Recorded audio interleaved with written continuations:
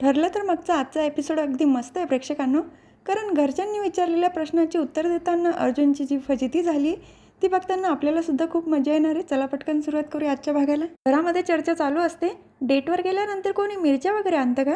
पण हे फक्त अर्जुन सायलीच करू शकतात. त्याच वेळेला राकेश येतो. त्याला सगळे विचारत असतात, अरे राकेश, त्यावेळेला इथे कसं येण्याचं केलं? राकेश म्हणत असतो, सहजच आलो. तसं काकांशी थोडं बोलायचं होतं. माझ्या मित्राचं मेडिकल संदर्भात थोडं काम होतं, त्याबद्दलच. तेव्हा त्याला सांगितलं जातं, ते तर आत्ताच बाहेर गेले, पुन्हा यायला थोडा उशीरच होईल. राकेश म्हणतो, ठीक आहे, मग मी थांबतो त्यांची वाट बघत. त्याच वेळेला तिथे अर्जुन सायली येतात. स्मिता म्हणते, काय लवबड आलात मग? काय काय मज्जा केली?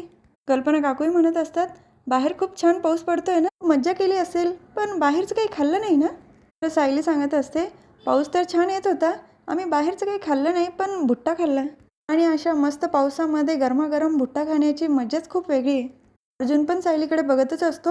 वडापावबद्दल काही बोलायला नको म्हणून. तर दुसरीकडे आश्रमामध्ये मुलं खेळत असतात. त्यानंतर कुसुम त्यांना जेवायला देते. त्यातच बाहेर मधुभाऊ आलेले असतात.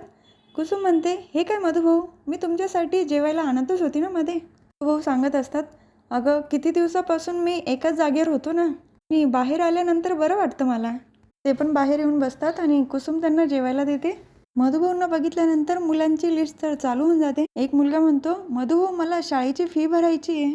तर दुसरीकडे अर्जुनला प्रश्न पडलेला असतो, वडापावबद्दल सायलीने काही सांगायला नको. त्यांच्यामध्ये बोलणं चालूच असतं. त्याच वेळेला सायलीला ढेकर येतं आणि सगळ्यांना प्रश्न पडतो, सायलीला ढेकर आला म्हणजे अजून काही बाहेर खाल्लंय का तुम्ही? काय खाल्लंय? तर सायली म्हणते, अहो बोला ना, आपण बाहेर काय खाल्लंय? बोलता बोलता पटकन ओघात हेही बोलून जाते, आम्ही त्या टपरीवर. शांत होते. अस्मिता म्हणते, टपरीवर? कसली टपरी? म्हणजे तुम्ही चहाच्या टपरीवर थांबले होते का? अर्जुन सायली दोघं पण एकमेकांकडे बघतात. अर्जुनला तर प्रश्न पडतो की आता काय उत्तर द्यायचं. नंतर म्हणतो, नाही ग मम्मा, ते फुलांची टपरी असते ना, तिथं आम्ही थांबलो होतो. तुम्ही डेटवर गेला होतात आणि फुलांच्या टपरीवर काय करत होता तुम्ही? तर परत अर्जुनला प्रश्न पडतो, आता याचं उत्तर काय द्यायचं? सायली फ्रेश व्हायचं म्हणून तिथून निघून जाते आणि जिन्यातनं जाताना अर्जुनकडे बघून हसत असते. तेव्हा अर्जुन मनातच विचार करतो, ही बरोबर इथून सटकली आणि मला वाघाच्या तोंडात देऊन गेली. तर आश्रमामध्ये मुलांची यादी सुरू होऊन जाते. एकाला शाळेची फी भरायची असते तर दुसरीला सहलीला जायचं असतं. तेव्हा कुसुम म्हणते, अरे मुलांनो, जरा शांत बसा, मी सगळ्या गोष्टी व्यवस्थित करेल, तुम्ही आता आधी खाऊन घ्या बरं. तर मधुभाऊंनी हे सगळे कामं ऐकल्यानंतर त्यांना थोडं टेन्शन आलेलं असतं. त्याच वेळेला त्यांना चक्कर यायला लागते आणि बेशुद्ध होतात. तर सगळे मुलं धावून जातात मधुभाऊंकडे आणि कुसुम पण, मधुभाऊ उठा ना, काय झालंय तुम्हाला? सगळ्यांचा आरडाओरडा चालू होतो. तर दुसरीकडे कल्पना काकू अर्जुनला म्हणत असतात, मी मिरच्या आणल्या आहे ना, कुठे आहेत? दे ना माझ्याकडे. तेव्हा अर्जुनला तर प्रश्न पडतो की आता काय सांगायचं, मिरच्या तर आणलेल्याच नाही ना त्यांनी. ही सायलीवरून मजा बघत असते अर्जुनची. त्या आता सगळ्यांच्या प्रश्नांची उत्तरं द्या. तर अर्जुनला नीट सांगता पण येत नाही. ते काय झालं ना, मिरच्या घेतल्या पण पैसे द्यायला पैसेच नव्हते माझ्याकडे. मध्येच काहीतरी झालं आणि पैसे द्यायचे विसरलं, म्हणून मिरच्या पण तिथेच राहिल्या. सायलीला तर खूप छान वाटत असतं अर्जुनची अशी झालेली फजिती बघून. तर अस्मिताला कामाबद्दल काही मेसेज आलेला असतो, तसं ती कल्पना काकूंना सांगते पण. ही दोघी पण खुश होतात. तर राकेशचा फोन तिथे खाली ठेवलेला असतो. त्याला कॉल येतो सचिनचा. तो अस्मिताच्या लक्षात येतो आणि राकेश फोनवर बोलण्यासाठी बाहेर निघून जातो. तेव्हा अस्मिता म्हणते, हा नंबर कुठेतरी बघितल्यासारखं वाटतोय. अश्विन पण सांगतो, अगं राकेशला आलेला कॉल तू कसा बघितलेला असेल? तर अस्मिता पण विचार करत असते. तर दुसरीकडे अर्जुन सायली रूममध्ये आल्यानंतर अर्जुन तर खूप रागावलेला असतो सायलीवर. सायली हसत असते. तेव्हा अर्जुन म्हणतो, माझी सायली माझ्याबरोबर कधीच असं वागू शकत नाही आणि तू आज सिद्ध केलंय की तू तन्वी, सायली नाही. कारण माझी सायली अशी फजिती माझी होऊ देणार नाही. तर सायली परत चिडते, काय चाललं हो तुमचं? मध्येच तन्वी म्हणतात, मध्ये सायली म्हणतात, काय ते ठरवून घ्या आणि त्याच नावाने मला आवाज देत जा. तेव्हा अर्जुन म्हणतो, हो बाई, चुकलं माझं, बोलून फसलो मी. आता माझी कॉफी पिण्याची खूप इच्छा होते, कॉफी आणते का? तेव्हा सायली पटकन तयार होते. बघितलं ना, माझी बायको पटकन तयार झाली कॉफी आणण्यासाठी. सायली परत म्हणते, काय चाललं हो तुमचं? मध्येच सायली, मध्येच तन्वी. त्याच वेळेला कुसुमचा फोन येतो सायलीला. कुसुमचा रडण्याचा आवाज ऐकून सायली अर्जुन दोघांना पण टेन्शन येतं. काय झालं कुसुम ताई, का रडते तू? तेव्हा कुसुम सांगते, अगं सायली, आत्ताच्या आत्ता इथे आश्रमामध्ये मधुभाऊंची तब्येत अचानक बिघडली. तर अर्जुन सायली दोघंही घाबरतात आणि पटकन आश्रमामध्ये जायला निघतात. तर कल्पना काकूंनी सायलीसाठी छान सूप बनवलेलं असतं. अस्मिता बऱ्याच वेळा मागते, अगं मम्मा दे ना मला पण पटकन. तेव्हा कल्पना काकू सांगतात, अगं हो, सायलीला येऊ तर दे. अर्जुन, सायली खाली आल्यानंतर मधुभाऊंची तब्येत बिघडली म्हणून आम्हाला आश्रमामध्ये जावं लागेल. ऐकल्यानंतर तर सगळ्यांनाच टेन्शन येतं. अगं सायली, पण तुझ्यासाठी सूप बनवलं होतं, मी अस्मिताला सुद्धा दिलं नाही.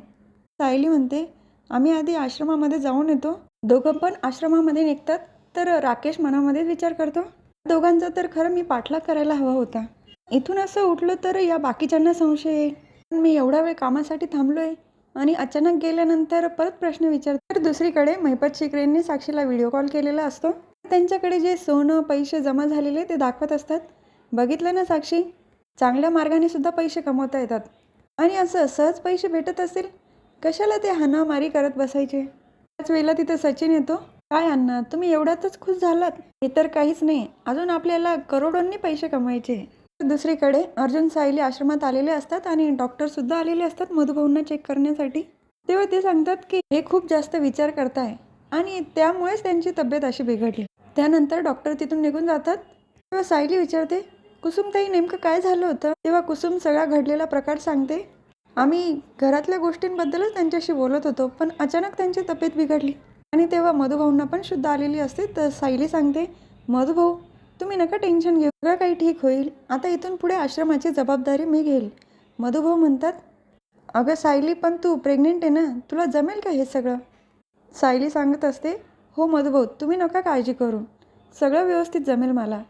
आणि तुम्ही पण आहात ना हो माझ्यासोबत? अर्जुनला विचारत असते. अर्जुन म्हणतो, हो मग, मी तर नेहमी तुझ्यासोबत असणारच.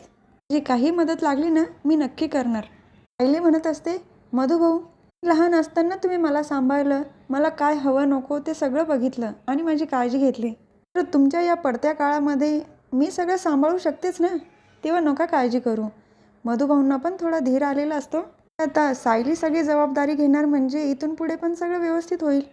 तेव्हा हा भाग इथेच संपतो. पुढील भागात बघायला मिळतं की सायली अर्जुनला सांगत असते, आत्तापर्यंत मधुभाऊंनी आश्रम जसं सांभाळलं ना, त्याच पद्धतीने मी पण सांभाळणार आहे. तर अर्जुन पण तिच्याकडे बघतच असतो. तर दुसरीकडे सचिन प्रियाला भेटायला जेलमध्ये आलेला असतो आणि प्रियाला कळतं की आता सायली आश्रम चालवायला घेणार आहे आणि त्याच संधीचा फायदा आता प्रिया उचलेल. आणि प्रिया आता कशा पद्धतीने तिचा बदला घेईल हे बघणं पण तेवढंच इंटरेस्टिंग असणार आहे. तर उद्या पुन्हा भेटूया पुढच्या भागामध्ये. आजचा भाग आवडला असेल तर माझ्या व्हिडिओला करा, शेअर करा, सबस्क्राईब करा, बेल आयकॉन दाबायला विसरू नका. आणि सर्वात महत्त्वाचं म्हणजे काळजी घ्या. धन्यवाद.